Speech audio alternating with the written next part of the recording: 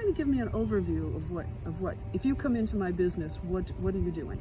Well, the first thing I'm going to do is have a very real conversation with you, because if the business owner isn't ready to make that shift and move to something else, then they're not going to go very far. Because what I'm pretty much doing is I'm coming in not like a proverbial bull in a china store, but a smaller bull in a china store, because I'm gonna have to break some stuff up. I'm gonna have to show you that things you have been doing for 20 years because your grandmother did it and your mother did it doesn't necessarily make good business sense anymore, and it's not necessarily people focused, right? Because we know that you can have all of the beautiful jewelry that you have, but if you don't have the right people to make it, if you don't have the right people to market it, then you're not going to be as successful as you may have been.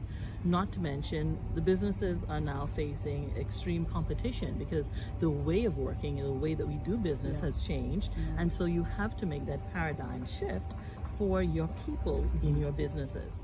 And so I come in, ensure first that the one who's making the decisions is really clued in and bought into, or buy-in rather, to what it is that I have to offer. And then we'd really just look at what's the gap analysis, what's working, what's not working, why it isn't working. I also establish whether or not there's some sacred cows in the business, or there's some people and things that I cannot touch. And once we get that started, then we just do a priority list.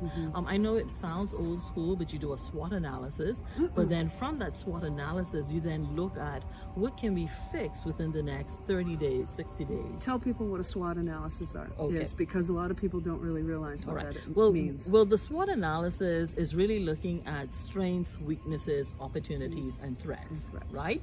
And at the end of the day, the strengths are the strengths, and that's cute.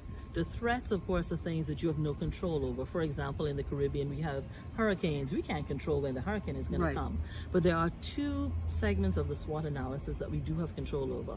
What's a weakness in a business, and where the opportunity is. So we then take those weaknesses and opportunities and put them on a grid that really says, is this high priority or low priority? Is this easy to accomplish, or is it difficult to accomplish? And so we then really break it down to the most granular level, and using the results from that, then I start plotting out with the business owners what it is that we're going to fix.